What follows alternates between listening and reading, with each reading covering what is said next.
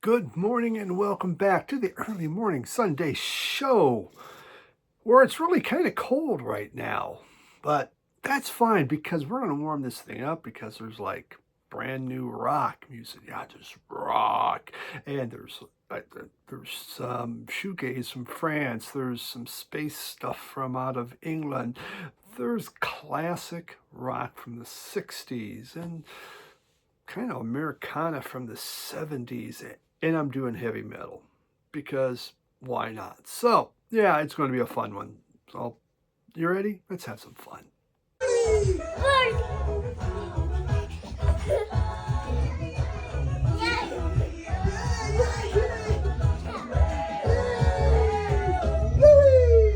Okay, it's time to roll and let's get this thing going.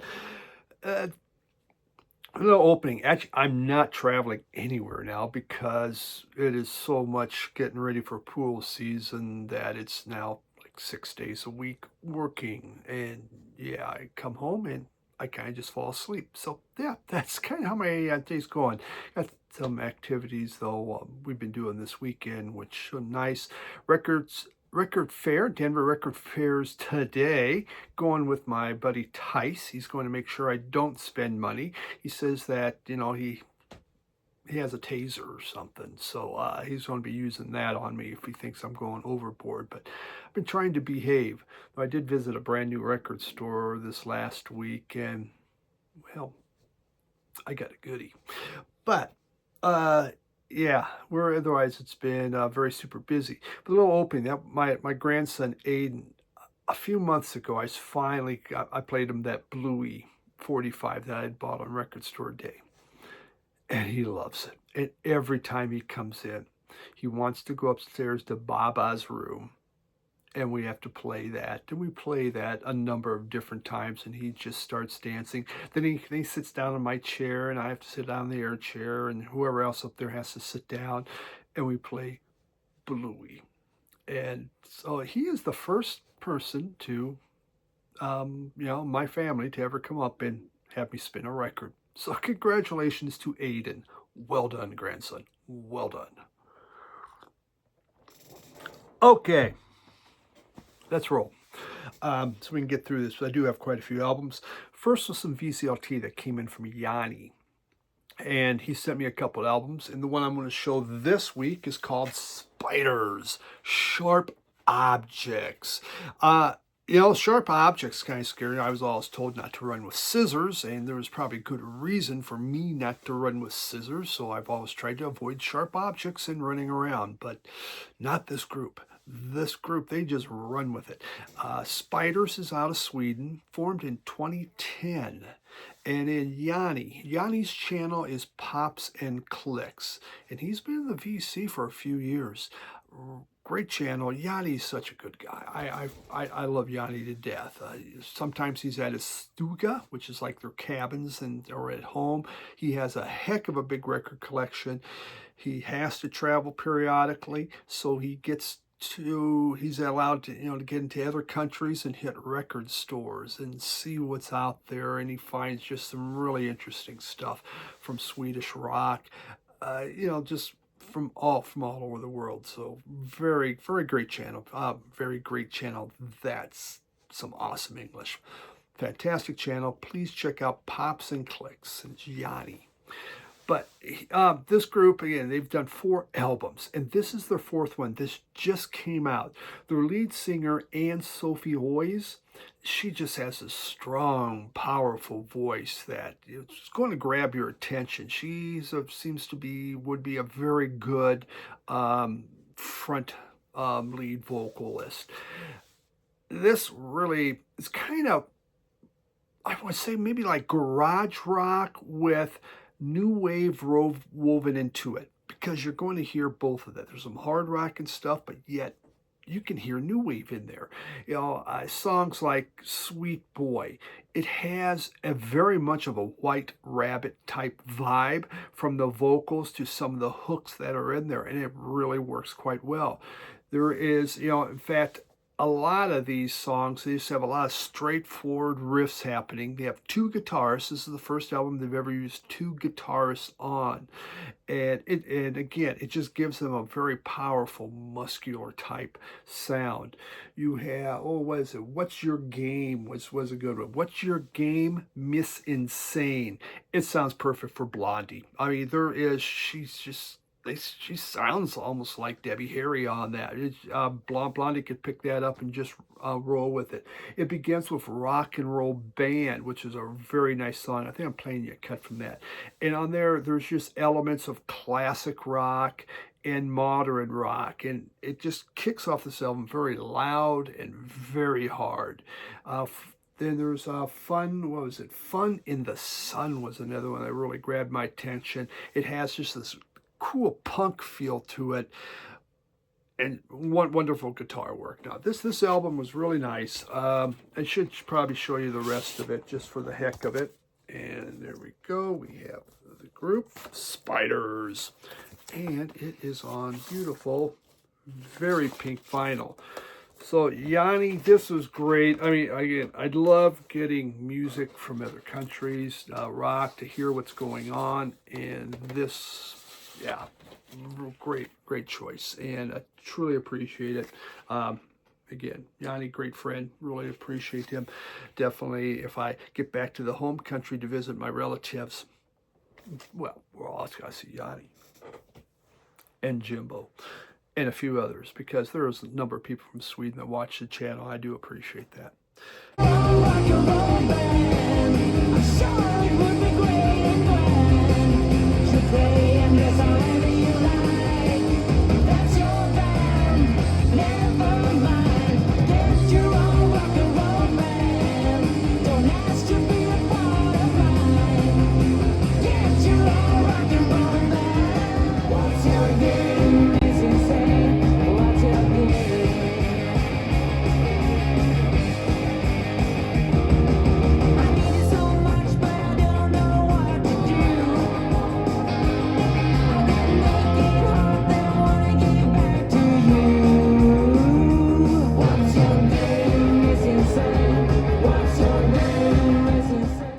Let's move to France. France, because I love speaking French. Whenever I can speak French and use that ability, I feel great. So here we have Dead Horse 1. Now, I don't know if the French changed that Dead Horse 1 into something else like Déjà Horse on. Maybe that's how you pronounce it. I don't know, but I'm going Dead Horse 1. Now, this is La Face Cachée. La Face Cachée. La Face Cachée. Okay, it's French, so we know we're screwed. They are from France, and they formed in 2011, and it's on beautiful black vinyl. This is French Shoegaze. I don't know anything about the group, but I saw French Shoegaze. I thought, French Shoegaze. Well, I just need to know. So this is bought totally on the fact that I just need to know what this is about. It is a neo-psych shoegaze group. They've done 3 albums, and they're still going. Formed 2011, still going. This is their first album. This is their debut. Obviously, it's a repress, so it must have been okay. They even repressed it, and this came out in 2014. And yeah, I actually like this quite a bit. Without Love We Perish. And actually, I don't know what I guess that must be the translation for us. Without love we perish, because it's this here, but on there it says without love we perish. We're going to go with that. But that seems like a lot of words just for that, doesn't it? I don't know. For those that speak French, feel free to comment. Okay. Which I've now said okay a billion times. Mark Gardner from Ride, he produced this album. So you know you have some shoegaze credential coming in. And it is. There's a lot of wonderful shoegaze where the guitars weave in and out of the songs along with some jangle added. But what really kind of sets this out from other shoegaze albums is the vocals are not buried. They're out front. The vocals are out front, the harmonies are out front. You can hear them fairly well, not being buried in the mix. And it really sounds good. In fact, there was a song on here, I Love My Man. I Love My Man. And that is just, to me, is a wonderful example of what shoegaze music is really all about. They just hit it so well with that. This is just, the song itself is kind of, it has these relaxing vocals, but just a vicious guitar going on in there. Album's good. It was very good. Would I give it probably best album of the year? I would not. But was a very good shoegaze album. It was just cool to get something from France like that doing shoegaze. Obviously there's tons of shoegaze bands in France. I don't know about them. I mean, I just have to stumble upon something like this and go, huh, I should find out what that's like. And I did. I enjoyed this very much. Hope you like the sample.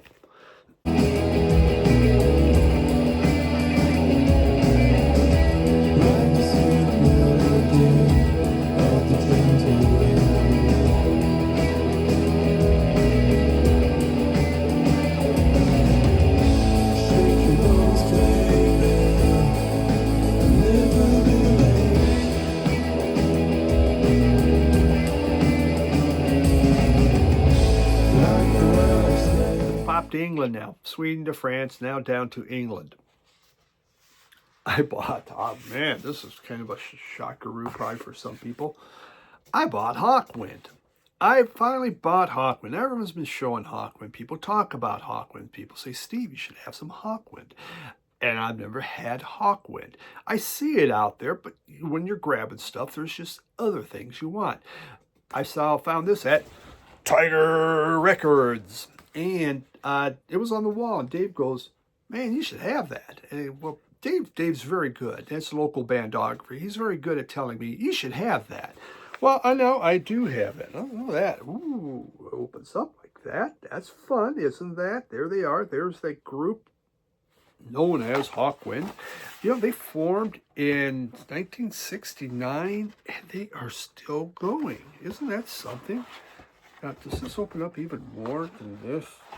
Oh my God. All right. Oh, hold on here. This is like a puzzle, okay? So let's get this out.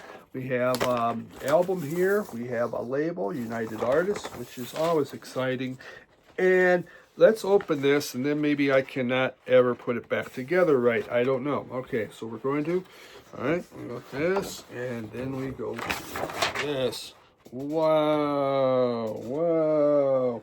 Now, not only do we have that, then we have on the back, we have this. Okay, all right. Now, I know it's kind of hard. I should probably get up, step back, and show it all, but screw it. This is in there. A little booklet. And, yeah. Isn't that nice? Isn't this the fun? This is the fun of collecting. This is why we collect. Well, a lot of people collect because they really like the music and they don't get all googly-eyed over this other stuff. But, yeah. Just a nice little book here. So the paper's really thin, but getting into Hawkwind. This looks like a bunch of newspaper articles. I don't know, maybe they're real, maybe they're not. Possibly from a festival, I would have to say. Ooh, comic. So, that comes with it too. That makes it just super cool. But, Hawkwind Space Rock. Everyone knows that, except probably for me. I've known it because I hear everyone talking about it. Now, you can call them Hawkwind. You can call them Hawkwind Zoo. You can call them the Sonic Assassins. You can call them Hawk Lords. You can call them the Psychedelic Warriors. You can call them Group X. You can call them Hawkwind Light Orchestra. Or you can even call them the Elves of Silbury Hill, because they've called themselves all of those different things. So feel free. Hawkwind's the shortest. We're going with it. Dean Brock and Mick Slattery, I believe. They were in this psych band called Famous Cure. And they happened to meet up with a guy named John Harrison. And he loved electronics, was big into it, and these other two were too. So they all got together and they formed this band that now was using heavy electronics. And there was a talent show that was going on. And at the talent show in England, John Prine was there. John Peel. John Prine. I'm going to do him later. John Peel was there. And they just crashed it to play, okay? They I don't believe they were even on the bill, but they came in, they played. And John Peel liked them. He liked what he heard and gave them, that boost, gave them the recognition. They put something else, he would play it. And so it was one of the hundreds, maybe even thousands of bands that John Peel really got going, which was really, really nice. I should probably hold the album back up so we can all see this, because that way I can use this hand to talk with. Yeah, it's so off they began, and took off, and they've done 35 albums now. I mean, it blows my mind that they're still going. 69 still going, 35 albums. And this one here is, you shouldn't do, what do we, oh man, shouldn't do that, I believe is what they call it. You would think I'd have it. Yeah, no, In Search of Space. My God, and I'm holding it upside down too. You can't tell, really? Well, I guess you can. In Search of Space. And this came out in 71, and it was their second album. You Shouldn't Do That is on here. It's like a 15-minute, really trippy space ride. It's kind of spooky sounding to some point, and there's just a number of, let's we call it, mind-blowing galactic haze happening in that thing. It is. It's very, very trippy. Pink Floyd fans, no doubt, would be would really, really enjoy that. I also found it very improvisational. They got a sax. They got one of those squawky saxes that they like to play in there, and they feel free to do that. So it gives that free jazz, but it's okay. I did not mind it that bad. Masters of the Universe was another one on there. It had almost like a foreboding type rhythm going that just changes, and it kind of just keeps rolling along. Really interesting song. Yeah, a lot of groundbreaking sounds, I guess, were done with this, and created just a whole new world, especially when it comes to prog rock, on what they were doing and showing, hey, this is the cool things going on. So yes, I now have a Hawkwind album, and In Search of Space. I no longer have to search. I have found it. Unless it's a record room. I'm still in search of space here, and I haven't found quite, I'm out of space. So, well, again, purges. I can get more records in here, but the purge is coming. The purge.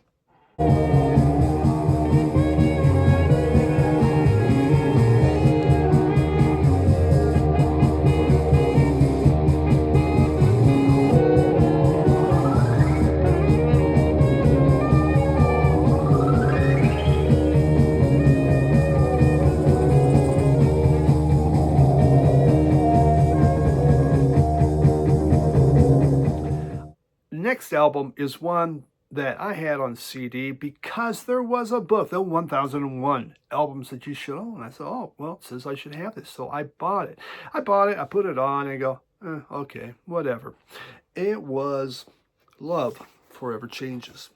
I didn't get it. I had it in the early 90s. It was in my early 30s.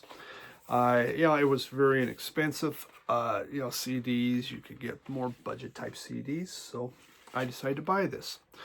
And it just, I said, it didn't do anything really for me. I was out shopping, I believe it was at Tiger Records. And I was with Michael Poetry on Plastic. And he goes, this is from a Rhino. And he goes, the recording on this is awesome. He goes, this is one of the best sounding ones. And, I'm so on there. He goes, give it a shot again. Everyone's really, give it a shot. Don't worry about the money. Just give it a shot. I did. And I like this, okay? Through time now, okay, I get it. The thing is, when it was, the music when I was younger, I was hearing it, it wasn't what I was into. It was that trippy, hippie kind of stuff, Summer of Love. And that just not my thing. It just absolutely wasn't. As I've gotten older, I've found, okay, I get it, I see it, I'm enjoying it more. And that's just kind of what music is. There's so much in music that sometimes we need to revisit things that we did not like when we were younger. Bob Dylan would be one. I'm watching that biopic. My wife is watching the Bob Dylan biopic. Now, does she know a lot of that stuff? No. The songs, she knows Blowing in the Wind, okay? She knows that song. That's about it for Bob Dylan.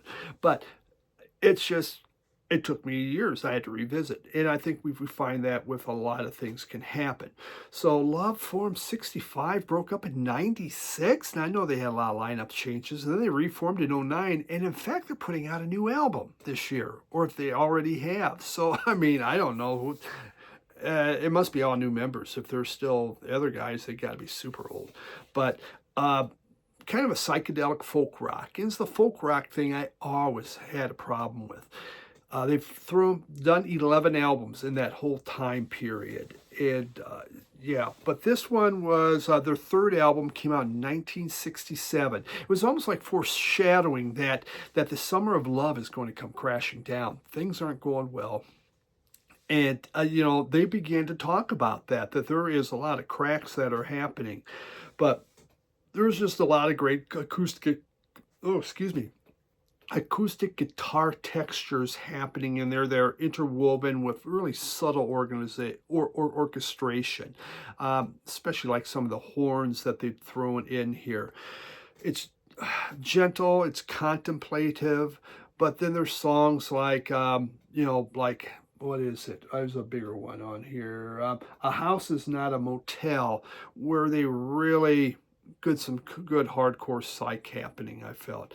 This didn't sell well for them. Didn't do well whatsoever, but now it is considered one of the classics. In fact, some will say this is probably one of the most haunting albums ever released within the summer of love. Again, kind of a foreshadow of what's happening. So a group that I really didn't much care for, but now I really enjoy. Do I need their catalog? I absolutely do not. But this is an album I would play again and again and really enjoy. Love.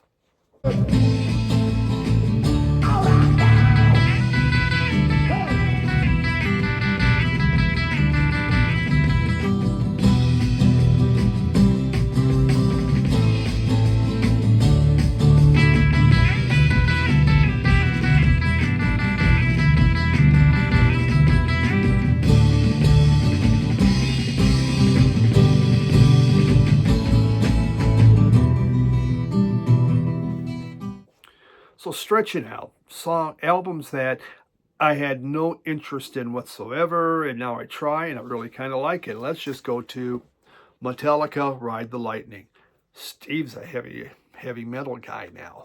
I knew of Metallica. I wasn't like, oh, Metallica, who are they?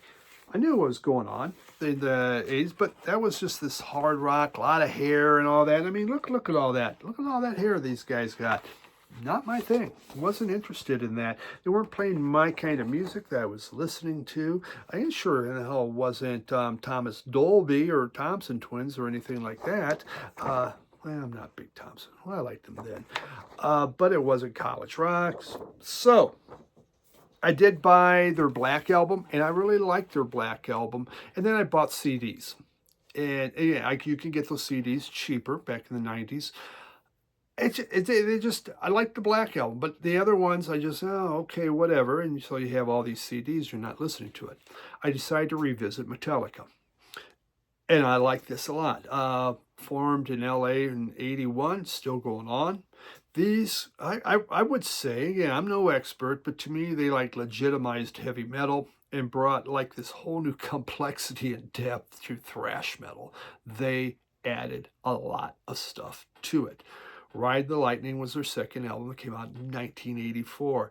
And to me, each song was like something new happening. I mean, these guys are doing a lot of different things. Again, I am not an expert. I really shouldn't even talk about it. I just say, I bought Metallica and let it be done with that. But, their lyrics were more personal and they began going more socially conscious. So they wanted to say something. That wasn't always happening out there, but they had something to say. There is a groove happening in here. You can feel that groove. And I dare I say, even in the choruses, you can hear like a melody going on. Not a lot, but there is something. I found the album to be an adrenaline rush. I found it to be exciting. I found it exciting so you could get up. I get how people were excited about the music, and I would buy some more early Metallica. You don't, I think one thing I really appreciate, it doesn't have high screechy vocals. You don't have these high falsettos going on. I just don't need that.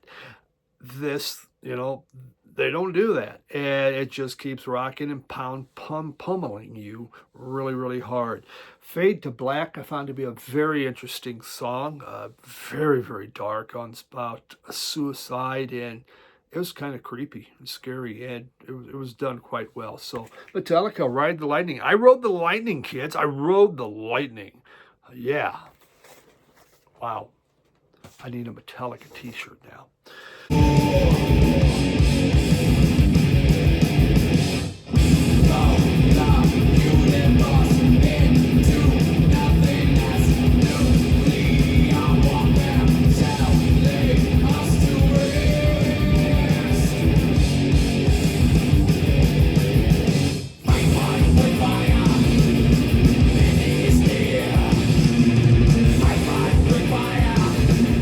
We'll pop into the 3 o'clock. I bought this recently. I've liked the 3 o'clock. This one's okay. Group formed in 88.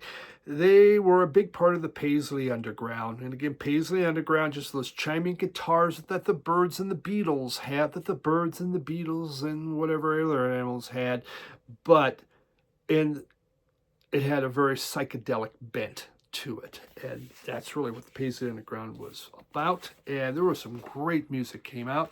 This group originally called Salvation Army on IRS. This was the last album they did with IRS.